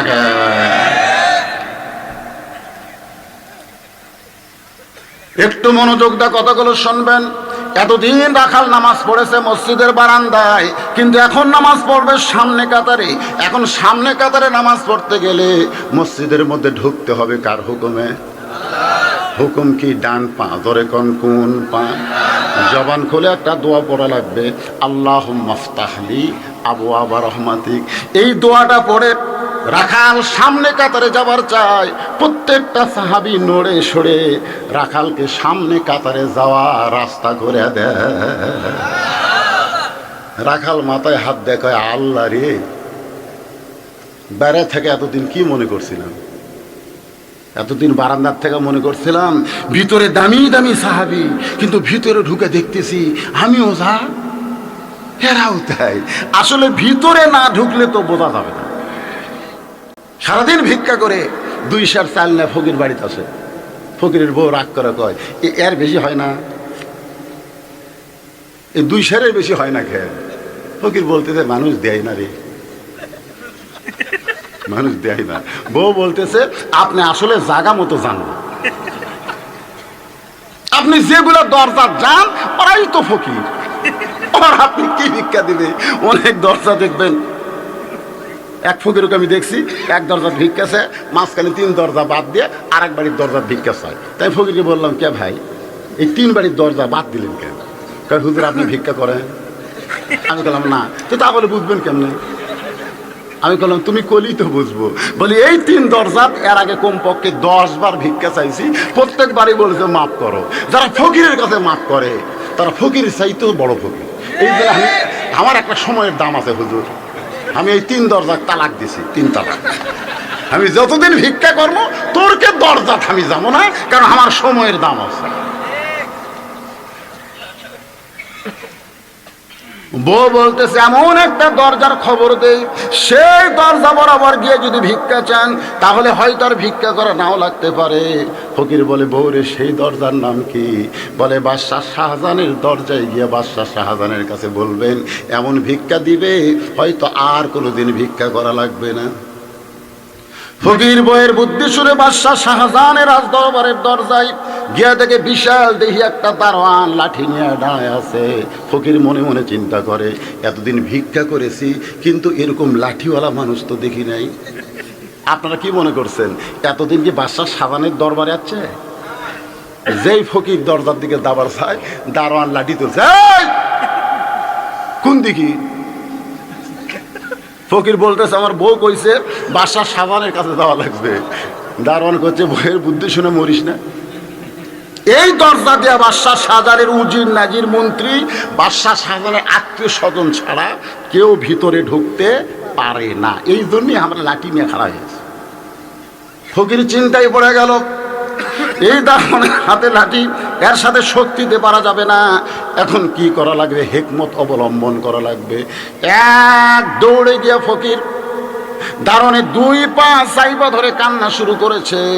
দারোয়ান লাঠি দিয়া বাড়ি মারতে গিয়ে দেখে ওই ফকিরের 2 ফোঁটা পানি দারোয়ানের পায়ে পড়ে গেছে। দারোয়ান বলতেছে ও ফকির ভাই তুমিও যা আমিও তাই, তুমি ভিক্ষা করে খাও আর আমি দরজা পাহারা দিয়া খাই, তোমার আমার মধ্যে কোনো তফাৎ নাই। ফকির বলতেছে তাহলে দরজাটা খুলে দাও। দারোয়ান বলতেছে তুমি পাগল হয়ে গেছো, আমি দরজা খুললেই তুমি বাদশার কাছে যাইতে পারবা না। আরো 15টা দরজা আছে, প্রত্যেক দরজায় একটা করে দারোয়ান লাঠি নিয়ে দাঁড়ায় আছে, তুমি কেমনে যাইবা এতগুলা দরজা ফাঁকি দিয়া? ফকির বলতেছে তুমি শুধু খুইলা দাও, পরের দরজার দারোয়ান খুলবে কি খুলবে না সেইটা আমার ব্যাপার। প্রথম দরজার দারোয়ান ঠাট্টা করে খুলে দিতে, ঠাট্টা যা। ওই ভিতরে ঢুকে দেখে 100 গজ দূরে আরেকটা দরজা। দরজার দিকে যেই গেছে দারোয়ান লাঠি তুলে বলতেছে, এই ফকির ঢুকলা কেমনে, এই ফকির ঢুকলা কেমনে? ফকির বলতেছে, কেমনে ঢুকলাম? যদি জানবার চাস প্রথম দরজার দারোয়ানের কাছে যা। ওই আমার পরিচয় শুনে দরজা খুলে দিছে, এখন তোরা পরিচয় শুনবো না দরজা খুলবো? দারোয়ান ভাবতেছে পরিচয় না থাকলে প্রথম দরজার দারোয়ান দরজা খুলতো না, ও যখন খুলে দিছে খামাখা আমরা আটকাবো কেন? দারোয়ান দরজা খুলে দিয়েছে। ইমাম গাজ্জালি বলেছেন, লা ইলাহা ইল্লাল্লাহ মুহাম্মদ রাসূলুল্লাহর ঈমান দিয়ে কেউ যদি মৃত্যুর দরজা খুলতে পারে, কবর বলো, হাসর বলো, মিজান বলো, ফুলসিরাত বলো, আর কোনো দরজাই তোমাকে আটকানো হবে না। অফুতিহাত আবওয়াবুহা ওয়াকালা লাহুম খাযানাতুহা সালামুন আলাইকুম তিবতুম ফাদখুলুহা খালিদিন। সব দরজা খুলে ফকির রাজদরবারের মধ্যে ঢুকছে। রাজদরবারের মধ্যে প্রধানমন্ত্রী ঘোরাফেরা করতে গিয়ে চোখে পড়ছে ফকির। প্রধানমন্ত্রী এসে বলতেছে, আর কথা কয় না, আর কথা কয় না। এইটুকু কয়ে প্রধানমন্ত্রী বিবেক বলতেছে, এতগুলো দরজা পাড়ি দিয়ে ভিতরে ঢুকছে, চেহারা ফকিরের মতন হলেও তো ফকির বলার সাহস পাওয়া যাচ্ছে না। খালি এই কয়ে চিন্তা করতেছে, এতগুলা দরজা পাড়ি দিয়ে ঢুকলো। ফকির বলে, চিল্লাও কেন? দারোয়ান বলে, বাবা কি জন্য আপনি কি বলতে চান? বলে, আমার দরকার হলো বাদশাহ শাহজাহান। প্রধানমন্ত্রী চিন্তা করে, আজ পর্যন্ত তার নাম আমরা কেউ ধরি নাই, সম্রাট জাহাপনা বলে সম্মান করি, আর এই বেটা বলছে বাদশাহ শাহজাহান। দারোয়ান বলতেছে, ওই যে একটা ছোট্ট ঘর, ওই ঘরের কাছে গেলেই দেখবেন ওই ঘরের মধ্যেই বাদশাহ নামদার আছে। এবার ফকির ছোট্ট ঘরের কাছে গিয়ে দেখে দরজা বন্ধ, একটা জানালার পাল্লা দিয়ে তাকায় দেখে গোটা ঘরের ভিতরে শুধু একজন মাত্র মানুষ, আর কোনো মানুষ নাই। এইভাবে দুইটা হাত তুলে বলতেছে, ও বাদশাহ, বাদশাহ, তোমার দরবার আমি ফকির, আমি ফকির, আমি ফকির বলে দু চোখ দিয়া দর দর করে পানি পড়তেছে। ফকির মনে মনে চিন্তা করে, বইয়ের বুদ্ধি শুনে আসলাম বাদশাহ শাহজাহানের কাছে, আইসা থেকে বাদশাহ শাহজাহান নিজেই ফকির হয়ে কাঁদতেছে। যেখানে বাদশাহ ফকির হয়ে কান্দে, সেখানে আমার মতন ফকিরের পাওয়ার কিছু নাই। আমি ভুল জায়গা যাচ্ছি রে, সুবহানাল্লাহ কবেন না? বাদশাহ যেটি ফকির হয়ে কান্দে, সেটি আমার মতন ফকিরের খাওয়া আছে। এটা গজবের এলাকা, এখানে থাকা যাবে না। ফকির বের হতেই এই দিককার প্রথম দরজার দারোয়ান বলতেছে, বাবাজি বাদশার সঙ্গে দেখা হয়েছে। ফকির চিল্লায় বলে, দারোয়ানের বাচ্চা, দারোয়ান খালি দরজা পাহারা দিয়ে খাস, ভিতরের খবর জানিস? তোরা তাকে বাদশা বাদশা বলে পূজা করতেছিস, আমি নিজের চোখে দেখলাম ফকির হইয়া কান্দিচ্ছে। দারোয়ানেরা কিন্তু বাদশার চামচা, চামচা বোঝেন না? আজকাল আমাদের বাংলাদেশে নবীর বিরুদ্ধে কথা বললে অনেক লোকের কলজা জ্বলে না, কিন্তু তাদের নেতার বিরুদ্ধে কথা বললে কলজা আগুন ধরে। এরা হলো আল্লাহর বান্দারা, এরা হলো নেতার চামচা। জোরে কোন কথা ঠিক কিনা? এইরকম চামচা নাই? দারোয়ান হলো বাদশার চামচা। কে রে? আমরা তাকে বাদশা বাদশা বলে পূজা করি, এই বেটা বলতেছে ফকির হয়ে গেছে।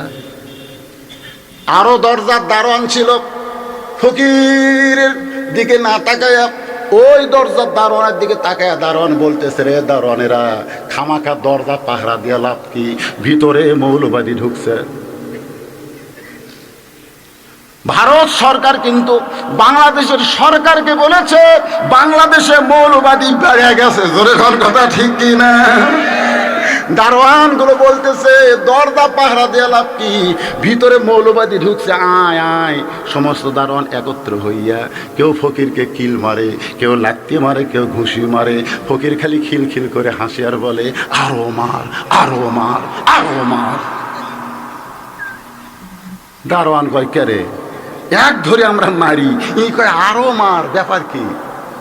ফকির বলতেছে, মারতে মারতে আমাকে সাইজ কর, কারণ এতদিন আমি ব্যাস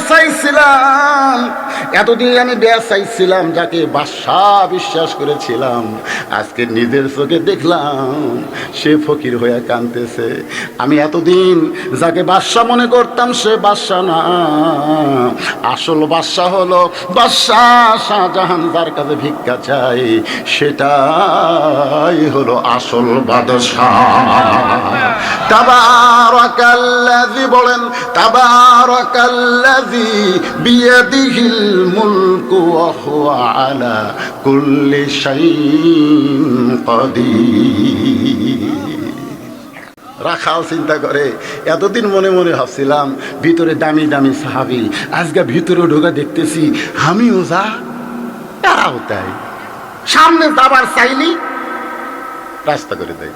রাখাল একেবারে যায় সামনে কাতারে, মেহরাব বরাবর সামনে কাতারে, খুব খেয়াল করবেন, মেহরাব বরাবর সামনে কাতারে রাখাল 2 রাকাত ফজরের সুন্নত নামাজ, ফজরের আগে 2 রাকাত সুন্নত আছে না নাই, 2 রাকাত সুন্নত নামাজ পড়ে চুপটি করে বসে আছে, উমর ফারুককে দেখার জন্য। কিন্তু একজন সাহাবী মসজিদের মধ্যে ঢুকি দেখতেছে জায়গা দখল হয়ে গেছে, জায়গা দখল। তো ব্যাপারটা হলো, জায়গা দখল হলো এটা কেমনে? আল্লাহ রাসূল বলেছেন, হাদিসটা খেয়াল করবেন, আমি নবী যতদিন ইমামতি করব, আমি বরাবর পিছনে যিনি থাকবেন তার নাম হলো আবু বকর। সুবহানাল্লাহ বলেন। আবু বকর যতদিন ইমামতি করবে, আবু বকর বরাবর যিনি দাঁড়াবে তার নাম হলো ওমর। উমর যখন ইমামতি করবে, উমর বরাবর যিনি দাঁড়াবে তার নাম হলো ওসমান। ওসমান যতদিন ইমামতি করবে, ওসমান বরাবর যিনি দাঁড়াবে তার নাম হলো আলী। আলী যখন ইমামতি করবে, আলী বরাবর কে দাঁড়াবে? আলী বরাবর কে দাঁড়াবে? রাসূল কিছুই বলে না। সাহাবীরা বললেন, রাসূলুল্লাহ, হযরত আলী যখন ইমামতি করবে, আলী বরাবর কে দাঁড়াবে? আল্লাহ রাসূল বললেন, মা ইয়ান্তিকু আনিল হাওয়া ইন হুয়া ইল্লা ওয়াহয়ুন ইউহা। আমি রাসূল বলতে পারি না যতক্ষণ আল্লাহ আমাকে না বলায়। আলী যখন ইমামতি করবে, আলী বরাবর কে দাঁড়াবে? আমি রাসূল বলতে পারি না। তাকে দেখতে আমি কে? কেউ যদি আবার ওই ভ্যানালাকে টান দেবে, এই কিছু নাই, হুজুর সামনে যান, এটা কবিরা গুনাহ। এটা যদি কোনো জায়গায় নামাজে দাঁড়ায়, সে না সরা পর্যন্ত তাকে সরানো হলো কবিরা গুনাহ। তবে সে যদি ইচ্ছা করে বলে, হুজুর আপনি পিছনে কেন, আপনি সামনে আসেন, সেটা অসুবিধা নেই। তো রাখাল তো চুপ করে বসে আছে। ওসমান গনি রাখালের পাশেই 2 রাকাত সুন্নত নামাজ আদায় করে রাখালের মুখের দিকে তাকাইছে।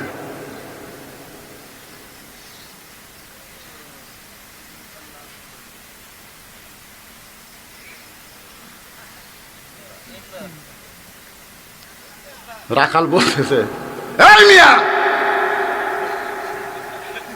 বারবার তাকাও কি দেখো? আসলে যারা মূর্খ মানুষ, গরিব মানুষ, তাদের দিকে কিন্তু বেশি তাকান চলবে না। তাকালেই ওই সন্দেহ করি, আমার বারবার তাকাই করে।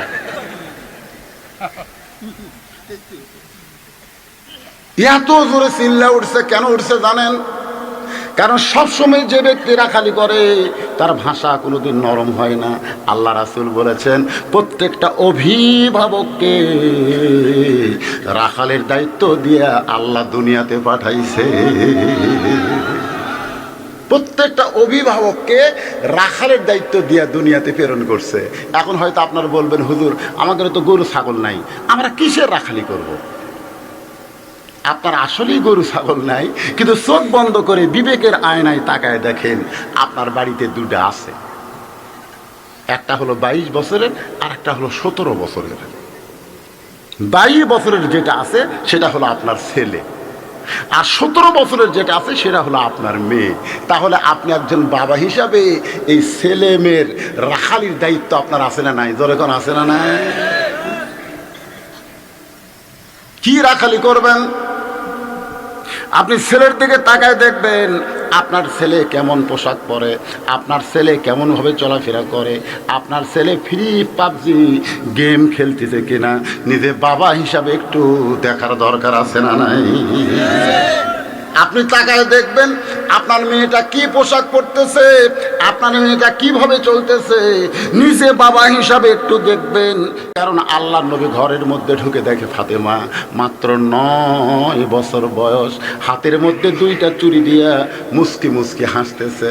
মা ফাতেমার হাসি দেখে নবী ঘর থেকে বাইরে গেলেন। ফাতেমা চমকে গেল, যেই বাবা ঘরের মধ্যে ঢুকি আমাকে মা বলে আদর করে, সেই বাবা ঘরে না ঢুকে বাইরে কেন? বারান্দায় এসে দেখে নবীর চোখ দিয়ে দর দর করে পানি পড়তেছে। ফাতেমা বলে, বাবা কি দুঃখ আপনার মনে, এমন করে কেন কাঁদতেছেন? রাসূল বলে, ফাতেমা যে দুনিয়াতে সাজবে মা, আল্লাহ তার আখেরাতের সাজ কমায়া দিবে। সঙ্গে সঙ্গে ফাতেমা হাতের 2টা চুড়ি খুলে মাটিত ফাইলা দেয়। যেই মাত্র চুড়ি খুলে মাটিত ফাইলা দিছে, নবী দৌড়ে গিয়া ওই চুড়ি 2টা কুড়ে জামার পকেটের মধ্যে ঢুকাইছে। ফাতেমা বলে, বাবা যে ছুরি হাতে দেওয়ার কারণে আপনি ঘরের মধ্যে ঢুকলেন না, বারান্দায় কাঁদলেন, সেই ছুরি ফাইলা দিলাম, কিন্তু আপনি কুড়িয়ে কেন পকেটের মধ্যে ঢুকাইলেন? নবী ফাতেমার কাছে এসে কপালে একটা চুমা দিলেন। কারণ আপনার মেয়ের বয়স যদি 9 বছর হয়, 10 বছর হয়, 12 বছর হয়, তাহলে আপনি কপালে চুমা দিতে পারবেন, হাতে চুমা দিতে পারবেন।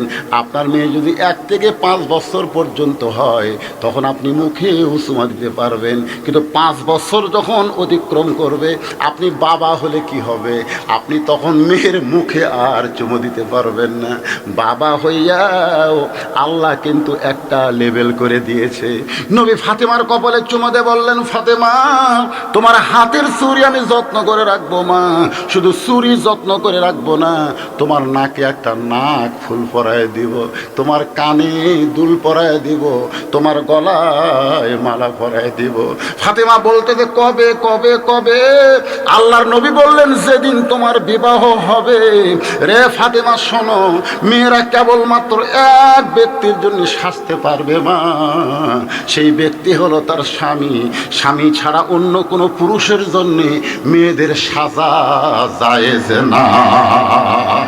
লিল্লাহ তাকবীর। মেয়েরা কেবলমাত্র এক ব্যক্তির জন্য সাজতে পারবে, সেই ব্যক্তি হলো কে? তার স্বামী। স্বামী ছাড়া অন্য কোনো পুরুষের জন্য মেয়েদের সাজা জায়েজ নাই। তাহলে আমাকে এইগুলোর বিয়ে হয়নি, এরা কার জন্য সাজা গুজা বেড়ায়? এই মেয়ের বাবারা, রাখালি করার দরকার আছে না নাই? দরকার আছে না নাই? ওসমান গনি তো নরম মানুষ, হাত ধরে বলতেছে, ভাই কোনোদিন আপনাকে সামনে দেখিনি ভাই, আজকে প্রথম দেখতেছি, এই জন্যই বারবার তাকাইতেছি। তো রাখাল বলতেছে, কেমনে দেখবেন? কেমনে দেখবেন? আমি বারান্দার নামাজ পড়ি। বারান্দার নামাজ পড়লে সামনে দেখা যায়? কিন্তু আজকে সামনে আসার কারণ হলো দেখার জন্য আছি। খালি দেখা হলেই কাল থেকে আমার ঠেকা পড়েনি এই জায়গাটা।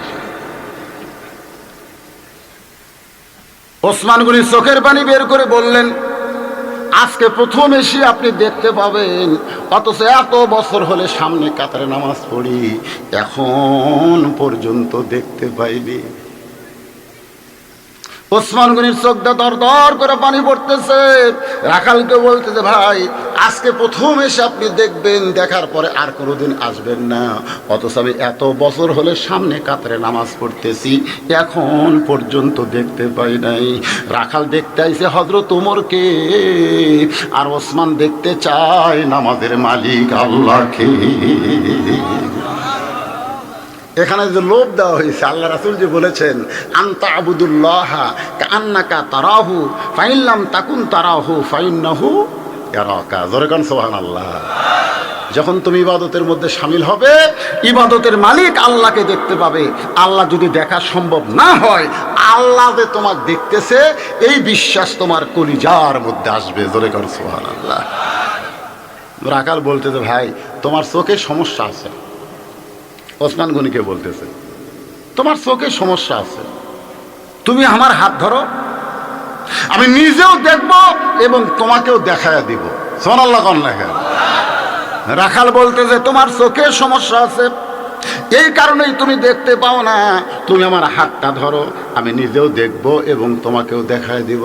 সঙ্গে সঙ্গে আল্লাহর কোরআন ওসমান গনির সামনে এসে বলতেছে, ইয়া আইয়ুহাল্লাযীনা আমানুত্তাকুল্লাহা ওয়া কুনু মা'আস সাদিকিন।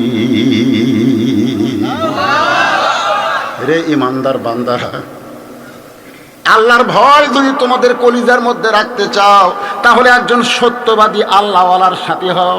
আমাদের বাংলাদেশে সত্যবাদী আছে না নাই? জোরে কোন আছে না নাই? একজন আল্লাহওয়ালা সত্যবাদীর সাথে হও। এখন সত্যবাদী ধরে যখন জেলখানাত নিয়ে যায়,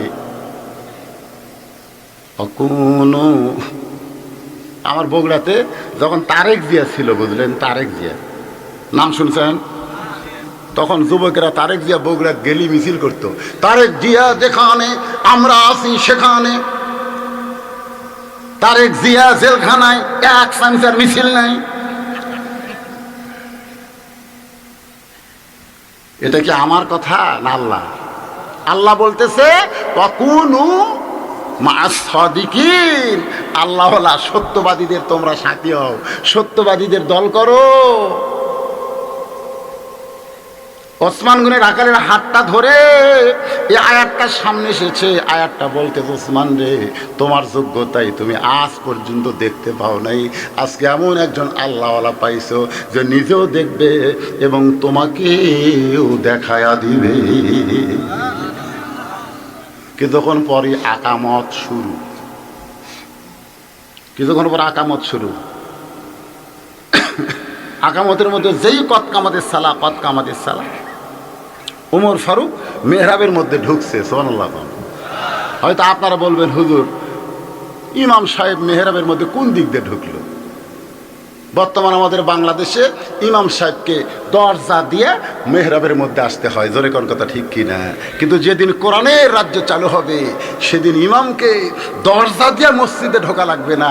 প্রত্যেকটা মেহরাবের সঙ্গে একটা দরজা থাকবে, আর মেহরাবের পাশেই ইমামের জন্য, নেতার জন্য একটা রেস্টরুম থাকবে। নেতা এসে আঙ্গুর খাবে, কমলা খাবে, সেব খাবে, এগুলা রেস্ট নেওয়ার পরে যখন আকামত দিবে, তখন ইমাম মেহরাবের মধ্যে ঢুকবে। যেই বলছে মুয়াজ্জিন কদ কামাতিস সালাত, সঙ্গে সঙ্গে রাখাল আল্লাহু আকবার। ওসমান গনি এতক্ষণ হাত ধরে আছিল। এতক্ষণ কি ধরে আছিল?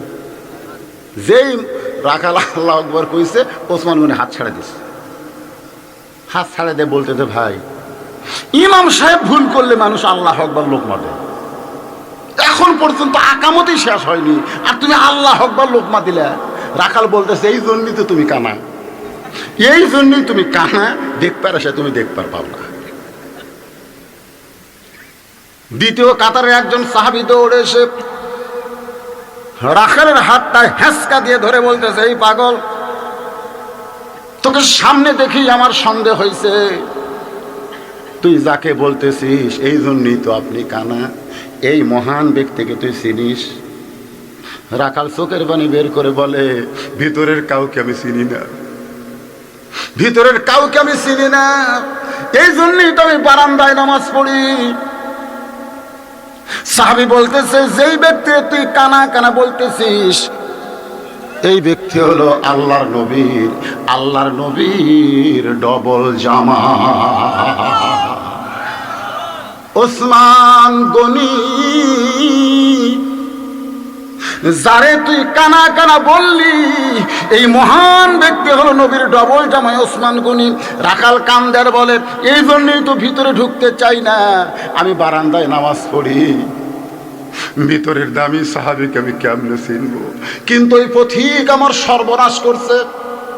ওমর ফারুকের দিকে আঙ্গুল তুলে বলতেছে, ওই পথিক আমার সর্বনাশ করেছে। ওই পথিক আমারে কইছে, যদি হযরত ওমরকে দেখবার চাও, তাহলে সামনে কাতারে ফজরের নামাজ পড়তে হবে। যেই লোকটাকে মেহরাবের মধ্যে টানানো দেখবা, ওই মানুষটি হলো হযরত ওমর। শুধুমাত্র হযরত ওমরকে আমার জীবনের চাহিদা হলো একটা বার ওই মহামানবকে দেখা। শুধু হযরত ওমরকে দেখার জন্যে আজকে আমি সামনে কাতারে আইছি ভাই। কিন্তু সামনে কাতারে এসে ওই ওই মেহরাবের মধ্যে প্রতীককেই যদি আমি দেখতে পাই, প্রতীককেই যদি দেখতে পাই, তাহলে বলো লোকমা দেওয়া ছাড়া তো আমার উপায় নাই। আমি আল্লাহু আকবার লোকমা দিয়া ওই প্রতীককে ওই জায়গা থেকে সরাই দিব। ওই জায়গাতে হযরত ওমরকে আমি এক নজর দেখতে চাই। হাজার হাজার সাহাবীরা কান্দে। মসজিদের ভিতরে সমস্ত সাহাবীরা যখন কাঁদতেছে, এমন সময় রাখাল বলে, আল্লাহ, বারান্দায় নামাজ পড়া ভালো। এই ভিতরে কেন কান্দাকান্দি শুরু হয়ে গেল? ওসমান গনি বলে, রাখাল ভাই, ভিতরের সাহাবীরা কান্নার কারণ হলো তুমি যারে পথিক পথিক বলতেছ তিনি হলেন হযরত ওমর। গাছের গোড়া কাটলে গাছটা যেমন ঠাস করে পড়ে যায়, রাখাল মেহরাবের ভিতরে গিয়ে ওমর ফারুকের কদমের উপরে, পায়ের উপরে তেমনি পড়ে পাগলের মতন চিল্লানো শুরু করলেন, ইয়া আমিরুল মুমিনিন, আমি আপনাকে তওবা পড়াইছি, আমি আপনারে মুনাফিক কইছি, আমি আপনারে ভণ্ড কইছি, অথচ আপনি অধম রাখালকে কিছুই বলেন নাই। সমস্ত সাহাবীরা চিল্লায় বলে, কে রে মেহরাবের মধ্যে ঢুকে কারে তওবা পড়াইছে, কারে মুনাফিক কইছে, কারে ভণ্ড কইছে, কে রে, কোন বেদব এমন কথা বলতেছে? সঙ্গে সঙ্গে ওমর ফারুক দুই হাত তুলে বলতেছে, আতিউল্লাহ ওয়া আতিউর রাসূল ওয়া উলিল আমরি মিনকুম, আল্লাহর আনুগত্য করো, নবীর অনুসরণ করো। আমি যদি তোমাদের আমির হই তাহলে আমাকে তোমরা মানো, চিল্লা চিল্লি করো না। আমাকে তওবা পড়াইছে, আমারে মুনাফিক কইছে, আমারে ভণ্ড কইছে, এত বড় সাহস, এত বড় সাহস, অবশ্যই বিচার হবে। তোমরা চিল্লা চিল্লি করো না, অবশ্যই বিচার হবে। তবে বিচারটা আকামত যখন হয়ে গেছে, বিচার হবে নামাজের পরে। সুবহানাল্লাহ জোরে গান। সাহাবীরা বলতেছে, খালি আকামত না হলে আগে আমরা বিচার, তারপরে নামাজ। ওমর ফারুক বললেন, দুনিয়ার যত কাজই থাক না কেন, নামাজের আগে কোনো কাজ। এজন্য একটা গান বাড়াইছিল, ছোট বাচ্চা একটা গান গায় না, কাজকে বলো কি আছে, নামাজকে হ্যাঁ, কাজকে বলো আমার নামাজ আছে, কিন্তু নামাজকে বলো না আমার কাজ আছে। তার মধ্যে সবচাইতে দামি কাজের নাম কি? কি করে, কি রে বাবা, কি রে, এই মাদ্রাসার ছাত্র না, এরা খুবই ভালো তো। আমার মাদ্রাসা এরকম একটা আছে, নাম আব্দুল্লাহ, পেশাব করবার দেখালি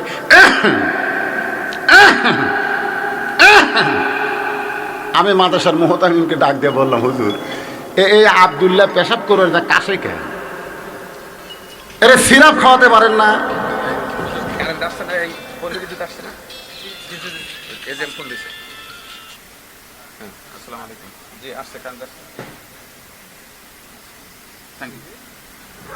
কি বলতেছি আমি, যে আসলে এর কাশ না হুজুর। তাই বললাম, কাশ না পেশাবখানাত কাশে? না হুজুর, বার হয়ে আসুক জিজ্ঞেস করেন। তো এখন আব্দুল্লাহ বের হলে আমি জিজ্ঞাসা করলাম, কে রে পেশাবখানাত কাশিস কেন? ওই 7 বছরে আব্দুল্লাহ আমার মুখের দিকে তাকায় বলে, হুজুর আপনি জানেন ওই ব্যক্তির কবরে সবচাইতে বেশি আযাব হবে যে পেশাব থেকে পবিত্র হয় না। আমি কইলাম, তোরে বললাম কাশার কথা, তুই আমাকে শোনাস কবরের কথা। হুজুর আসলে পেশাব যখন আমার হয়ে গেছে, তখন আমার মন বলতেছে ললের মধ্যে হয়তো কিছু আটকে আছে মন, এই জন্য একটা কাজ দিয়ে দেখি সামান্য বাড়াছে, তখন আমার মন হলো আরো আছে। আবার এক কাজ দিলাম, দেখি সামান্য বাড়াছে, তখন মন বলতেছে আবার আরো আছে। আর একটা কাজ দিলাম, সেই ঝাঁকিতে পরে লোকদের দিকে আর নেই। তখন আমি পানি খরচ করলাম, এখন অজু করব। আমি আব্দুল্লাহকে বললাম, বাবা তুই পানি খরচ করলেই হয় পেশাব করে, আবার অজু করবি কেন? কয় হুজুর আপনি জানেন না, আমরা আল্লাহর কোরআন পড়ি হুজুর। আল্লাহর কোরআন শরীফ স্পর্শ করতে গেলে নিজের শরীর আগে পবিত্র করতে হয়। সুবহানাল্লাহ। আমি আব্দুল্লাহকে বুকের মধ্যে নিয়ে বললাম, আব্দুল্লাহ রে, এই বাংলাদেশ অনেক আগে ধ্বংস হয়ে যেত, কিন্তু তোদের মতো মাসুম বাচ্চারা আল্লাহর কোরআনের সঙ্গে সম্পর্ক রাখার কারণে এখনো আল্লাহ বাংলাদেশে রহমত বর্ষণ করে। ওই আব্দুল্লাহর বয়সেই আমার এক ভাইস্তে আছে গ্রাম সম্পর্কে, ক্লাস 2 পড়ে, ওই পেশাব দিয়ে 40 লিখছে। পেশাব দিয়ে, শোনেন শোনেন, খাড়া হয়ে এরকম পেশাব করতেছে, ওটা ঘুরে যাচ্ছে, আগে লিখছে 4, পরে দিছে 0, পেশাব দিয়ে। আমি তো জীবনে দেখলাম না, কেন কিয়ামত হবে নাকি? যেই কইছে মারছে দৌড়, আমি দৌড়ে যা ধরছি। এই কি করলি? কয় চাচা আজকে পেশাব কম, এই জন্য 40 লিখছি। চিন্তা চাচ্ছি, যেদিন পেশাব থাকবি সেদিন 100 লেখবো, মানে 1 লেখে 2 শূন্য দেবো। আমি বললাম, তুই তো ভালোই চিন্তা করিস, তো কেমনে পেশাব করা লাগে, তোরকে শিক্ষক তোদের শিখাইনি? তখন কয় চাচা যে কি কয়, কেমনে পেশাব করা লাগে? আরে পাগল, বসে পেশাব করা লাগে, তোদের প্রাইমারি শিক্ষক শিখাইনি? ও তখন কয় চাচা, একদিন স্কুলের পেশাবখানা যাই, দেখি আমাকে স্যার খাড়া হইয়া পেশাব করে। ওরকে স্যার খাড়া হয়ে পেশাব করে, তো স্যার যদি খাড়া হয়ে করে তো ছাত্র তো 40 লিখতি।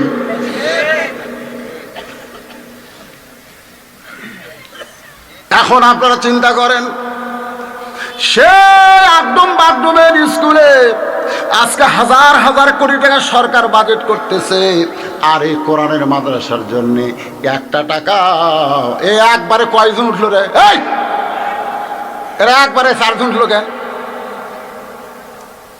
না না, কি জন্যে? ওই ওই ওই 40 টাকা আসলেই তো। কেরি হুজুর আমাদের কথা কেমনে জানি?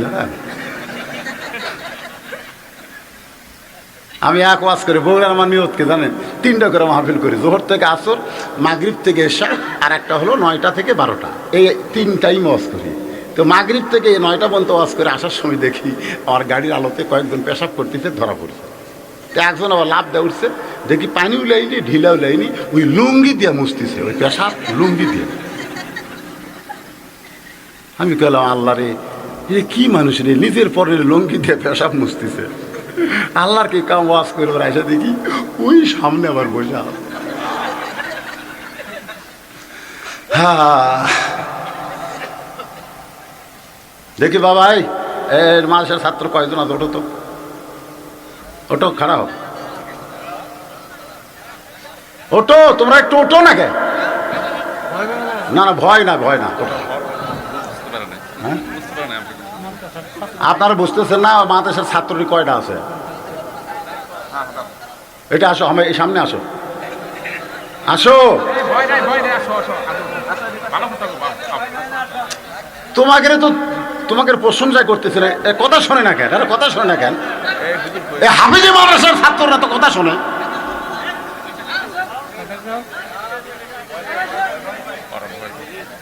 কিসের ভয়?